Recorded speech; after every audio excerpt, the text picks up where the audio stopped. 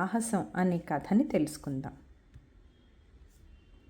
ఒక కారడవిని వేటగాడు ఒకడుండేవాడు. తప్పదతని గురి ఎంతో నేర్పరి ఆ విలుకాడు. బాలుడనాథుడు ఒకడతనికి తోడుగా ఉన్నాడు. నీడవలే ఆ వేటగాణ్ణి వెన్నాడేవాడు. వేటగాని గురి చూచి ముగ్ధుడై ఆ పిల్లాడు ఆనందంతో కేరి చప్పట్లు చరిచేవాడు. క్రూర మృగాలను చూచి కొంచెమైనా భయపడడు. వేటగానిలా ఊరిమి కలవాడా బాలకుడు. వారిద్దరునూ ఒక రోజున వేటకు వెళ్ళారు. ఎలుగుబంటులను రెంటినొక్క చోటున చూచారు. వీరిని గని ఆ మృగాలొక్క ఉదుటున ఉరికాయి. అరణ్యమంతా దద్దరిల్లిపోయేట్టరిచాయి. ఒక భల్లూకం వేటగాని మీదకు ఉరికింది.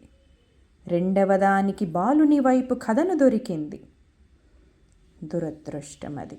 అతని వద్ద అమ్మొకటే ఉంది. ఏమి చేయటం? కడకతనికి ఒకటే తోచింది. ఆ బాణంతో బాలునిపై కురికే జంతువును కూల్చి కాచుకొని నిలుచున్నాడు కదలడెంతకును. మీదికా ఎలుగుబంటి తిన్నగ వస్తున్నది. వేటగాడు కనులార్పడు. ఎరుగడసలు భయమన్నది.